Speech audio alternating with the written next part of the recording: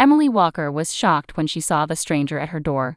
"I'm sorry, what did you say?" she asked, her voice shaking. "Your Aunt Anna left you some money?"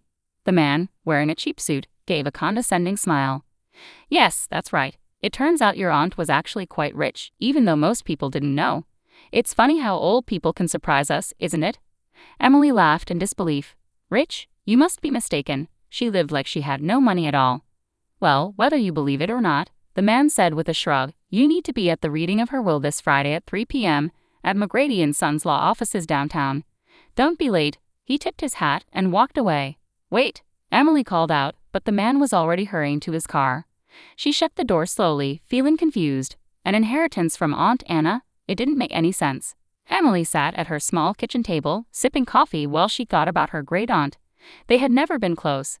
Anna had always been grumpy and stingy, rarely saying anything nice. Still, Emily had tried to be there for her, helping with chores, bringing food, and celebrating her birthdays. Despite Anna's unpleasantness, Emily always stayed polite. Her husband, Mark, had little patience for Anna. He had only met her a few times, before their wedding and occasionally after. That was enough for him. He thought her way of living and her nasty comments about him were reason enough to avoid her. Emily sat there, trying to make sense of the lawyer's claims. Could it be true that Aunt Anna had been secretly wealthy all this time? She thought about what she could do with an inheritance. Maybe she could finally quit her second job at the diner and get a good night's sleep. Looking at the clock, Emily realized she was running late for her shift. She quickly finished her coffee, grabbed her purse, and headed out the door. She needed to call Mark from the bus and tell him about this strange news. Fortunately, Emily found a seat on the crowded bus. She took out her phone and called Mark, hoping he was up for a chat. "Hey, babe," he answered sleepily. "What's going on?" "You won't believe this," Emily said. "A lawyer just visited me and said Aunt Anna left me an inheritance." "An inheritance? Can you believe it?" Mark said, surprised. "The old lady had some hidden money?" "Apparently," Emily replied. "I have to go to the will reading on Friday afternoon. I'm not sure what to think." "Well, that's good news," Mark said, trying to sound upbeat. "Maybe you can finally take a break from work. You really deserve one." Emily gave a sad smile. "If only it were that easy. We'll see. How are you feeling today? Any news from your mom?" Mark's mother, Linda, worked at Mercy Hospital and was trying to get him seen by specialists for his ongoing health issues. Mark's condition made it hard for him to keep a job, and he often ended up in the ER due to panic attacks. Emily had been working extra hard to pay for his costly vitamins and supplements. "Oh, just the same," Mark said with a sigh. "Maybe it's time to accept that I'm just going to be like this. Having a baby might be a bad idea with my health." Emily felt a pang in her heart, thinking about their plans to try for a baby this year. "Don't say that," she said softly. "You're going to get better, I believe that. Just keep resting and let your mom help you. I'll visit you at the hospital tomorrow." After saying, "I love you," and hanging up, Emily looked out the bus window, trying to stay positive despite Mark's negativity. She hoped this inheritance might be the break they needed. The next morning, Emily went to room 242 at Mercy Hospital, eager to see Mark. She knocked twice and walked in with a big smile, but her smile quickly faded when she saw Mark scowling at her from his bed. "Hey, babe," she said cheerfully, leaning in for a kiss. Mark turned his head away. "You didn't put on any makeup today. Seriously," he complained. "Every other wife on this floor looks like a model and I get stuck with a mess." Emily felt hurt. "Mark, how can you say that? I'm exhausted from working so much. I barely have time to." Yeah, you're a big martyr," he interrupted. "I get it," Mark said, cutting her off and waving his hand. "When's that inheritance money coming in?" "Hopefully soon, so you can actually make yourself look decent." Emily fought back tears and quickly left the room. She walked down the hallway and sat on a bench near the elevators, feeling defeated. Was this really what her marriage had become? As she sat with her head in her hands, she overheard two male patients chatting nearby. "I told my wife I had to stay here for tests this weekend," one said with a laugh. "Seriously? I've got a poker game with the orderly and enough booze for a party." "Same here," his friend replied with a grin. "What they don't know won't hurt them. They think we're saints for being here." Emily felt sick. Was this how all men acted behind closed doors? She shook her head, telling herself that Mark wasn't like that. He was just grumpy from being stuck in the hospital. Taking a deep breath, she dried her eyes and stepped out into the sunlight. Tomorrow was the big day, and she needed to stay focused. Friday morning was clear and crisp. Emily woke up early, determined to clean the apartment before Mark came home on Monday. She still found it hard to believe she might be getting an inheritance. Her family had never had much money, but maybe this was the fresh start they needed. She arrived at the lawyer's office an hour early and was greeted by a friendly receptionist who led her to a plush waiting room. "Coffee?" the young woman asked. "Yes, please," Emily said, grateful. She settled into a fancy emerald green armchair, which likely cost more than her entire living room set. Just as she was adding cream and sugar to her coffee, her cell phone began to buzz nonstop. "Mark, let me guess, you're calling to find out how big the inheritance is," Emily answered, rolling her eyes with a smile.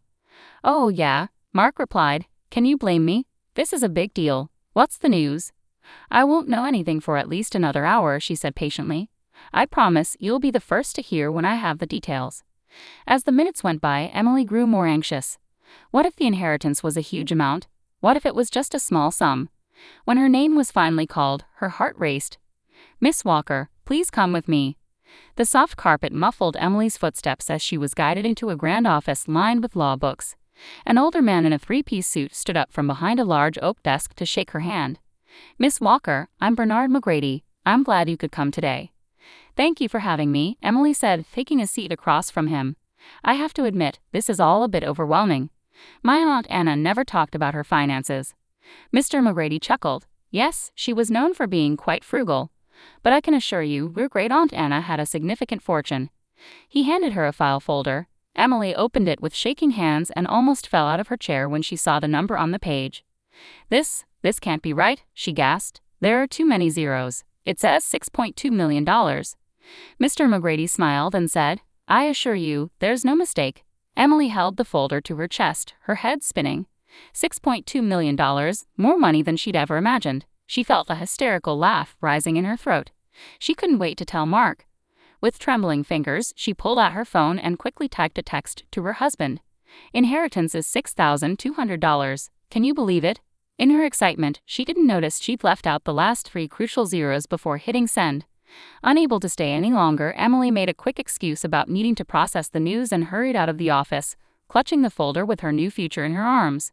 She needed to see Mark immediately and share this life-changing news. He was going to be stunned. Skipping the bus, Emily grabbed a cab and told the driver to head to Mercy Hospital. She fidgeted anxiously as they drove through the city, eager to get there. When they arrived, she threw a handful of cash at the driver and rushed inside, taking the stairs 2 at a time to the second floor, thrilled to share their incredible news with Mark.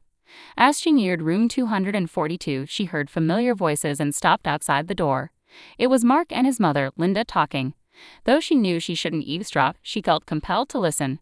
"And the stupid cow actually fell for it," Mark's voice dripped with contempt. "Can you believe she thinks I'm really sick? Like I'd spend time in this awful place if I didn't have to." Linda laughed. "You've got her completely fooled. She's so naive. I still can't believe you married someone like that." "Tell me about it," Mark groaned. "But did you hear the best part? Aunt Anna left some money. Once it's in my account, I'm done with her. She can find someone else to play nurse and housekeeper." Emily felt her face go pale. She blinked rapidly, unable to believe what she was hearing. It felt like a nightmare, but Mark and Linda's laughter made it all too real. Her entire marriage, her whole life with Mark, had been a lie. Unable to listen any longer, she turned and ran, not noticing the tears streaming down her face. She ran until her lungs burned and her feet ached. When she finally stopped to catch her breath, she found herself by the East River, staring at the murky water. As she watched the swirling currents, she heard Aunt Anna's voice echoing in her mind.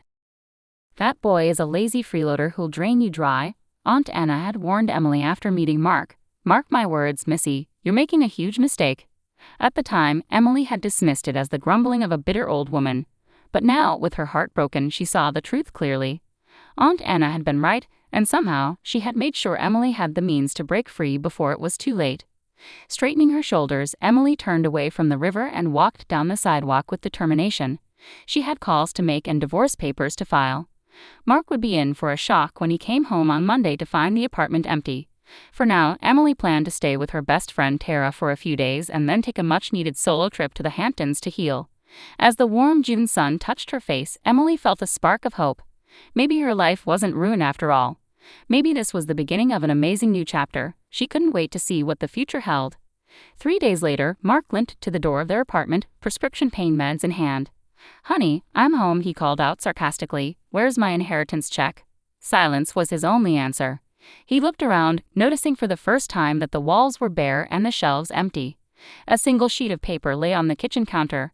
"Dear Mark," it began in Emily's familiar handwriting, "by the time you read this, I'll be long gone. In case you haven't figured it out, I know everything. I know you've been faking illness to avoid working. I know you and your mother have been mocking me. And I know you were planning to take my money and leave. Well, the joke's on you. That inheritance wasn't $62,000, it was $6.2 million, and it's all mine. I've already filed for divorce. You have 30 days to pack up and leave. Have a nice life. Emily." Mark's eyes widened in shock and rage as the letter fell from his hand. He kicked a chair in frustration, cursing loudly. How had he misjudged her so badly? He thought he had her completely under control. Defeated, he sank to the floor. Meanwhile, Emily was far away, lounging on a beach chair with the sea breeze ruffling her hair. She sipped a fruity cocktail and watched the waves, thinking about the cozy beach bungalow she just made an offer on. "Everything happens for a reason," Aunt Anna used to say. Emily raised her glass to the sky in a silent toast, grateful for her wise aunt's lesson and the unexpected fortune. For the first time in a long while, she eagerly anticipated the surprises life had in store for her.